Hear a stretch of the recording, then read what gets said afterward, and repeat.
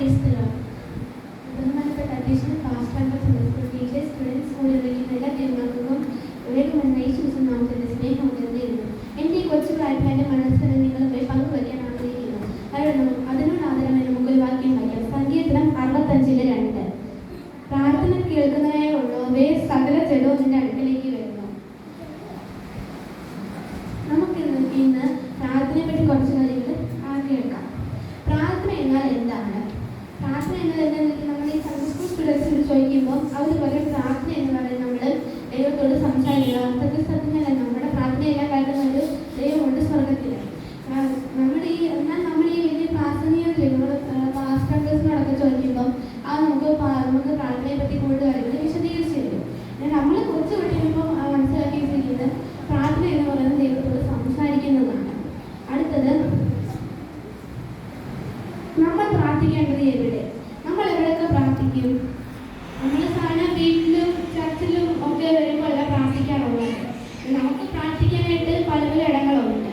നമുക്ക് രഹസ്യമായി പ്രാർത്ഥിക്കാം, അതുപോലെ തന്നെ നമുക്ക് പൊതുവായി പ്രാർത്ഥിക്കാം. നമ്മൾ രഹസ്യമായി പ്രാർത്ഥിക്കുന്ന കാര്യം നമുക്ക് വീട്ടിൽ മുറിയിലൊക്കെ ഇരുന്ന് പ്രാർത്ഥിക്കാം, അല്ലെങ്കിൽ ഫ്രണ്ട്സിനെ കുറിച്ച് കളിക്കുമ്പോൾ പ്രാർത്ഥിക്കാം. നമുക്ക് പൊതുവായി പ്രാർത്ഥിക്കാൻ നമുക്ക് ചർച്ചിൽ വരുമ്പോൾ പ്രാർത്ഥിക്കാം, അല്ലെങ്കിൽ കോട്ടേജ് മീറ്റിംഗ്, ഉപവാസ പ്രാർത്ഥന, നമുക്ക് ഇങ്ങനെ കൺവെൻഷനൊക്കെ വരുമ്പോൾ പൊതുവായി പ്രാർത്ഥിക്കാം. പ്രാർത്ഥനയ്ക്ക് ഒരു സ്ഥലം ഇല്ല.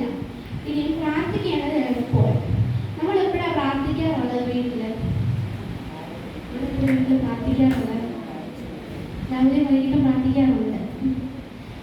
രാവിലെ വൈകിട്ട് മാത്രം പ്രാർത്ഥിച്ചാൽ മതിയോ? എപ്പോഴും പ്രാർത്ഥിക്കണം. നമ്മൾ എപ്പോഴും ഇടവിടാതെ ദൈവത്തോട് പ്രാർത്ഥിക്കണം. നമ്മൾ രാവിലെ ഉച്ചയ്ക്കും വൈകിട്ടും ഒക്കെ ദൈവത്തോട് ഇടവിടാതെ പ്രാർത്ഥിക്കണം. അല്ലെ ഇപ്പം രാവിലെ ഞാൻ പ്രാർത്ഥിച്ചു, ഇനി വൈകിട്ട് ഞാൻ പ്രാർത്ഥിക്കണോ? വേണ്ട. രാവിലെ ഞാൻ പ്രാർത്ഥിച്ചില്ല, ഇനി എന്തിനു പ്രാർത്ഥിക്കണോ എന്നൊക്കെ ആലോചിച്ചിരുന്നാൽ മാത്രം പോലും നമ്മൾ എപ്പോഴും ദൈവത്തോട് ഇടവിടാതെ പ്രാർത്ഥിക്കണം. ഇനി പ്രാർത്ഥിക്കേണ്ടത് എങ്ങനെ? നമ്മൾ എങ്ങനെ ദൈവത്തോട് പ്രാർത്ഥിക്കുന്നത്? നമ്മൾ എങ്ങനെ ദൈവത്തോട് പ്രാർത്ഥിക്കുന്നത്? നമ്മൾ കണ്ണീരോടെ തന്നെ ദൈവത്തോട് പ്രാർത്ഥിക്കുന്നത്. വേറെ രീതിയിൽ നമുക്ക് ദൈവത്തോട് നമ്മൾ വിശ്വാസത്തോടുകൂടി പ്രാർത്ഥിക്കണം.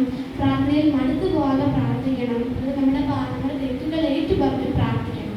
ഇനി പ്രാർത്ഥനയ്ക്ക് ചില വ്യവസ്ഥകളുണ്ട്. അതെന്തൊക്കെയാണെന്ന് അറിയാമോ? പ്രാർത്ഥനയിൽ ചില വ്യവസ്ഥകളുണ്ട്. അതൊക്കെ എന്ന് നോക്കാം. നമ്മൾ ദൈവത്തിന് ഇഷ്ടമുള്ള രീതിയിൽ പ്രാർത്ഥിക്കണം. ദൈവകൽപ്പനകളെ പ്രമാണിച്ച് പ്രാർത്ഥിക്കണം. ദൈവകൽപ്പനകൾ ആർക്കെങ്കിലും അറിയാമോ? സൺഡേ സ്കൂൾ സ്റ്റുഡൻസുകാർക്ക് ദൈവകൽപ്പനകൾ അറിയാമോ? 10 കൽപ്പനകൾ അറിയാം. ദൈവകൽപ്പന ഏതൊക്കെയാണ്? ഞാനല്ലാതെ അന്യ ദൈവം നിങ്ങൾക്ക് ഉണ്ടാക്കരുത്, ഒരു വിഗ്രഹം ഉണ്ടാക്കരുത്, അതൊക്കെ അറിയാമോ?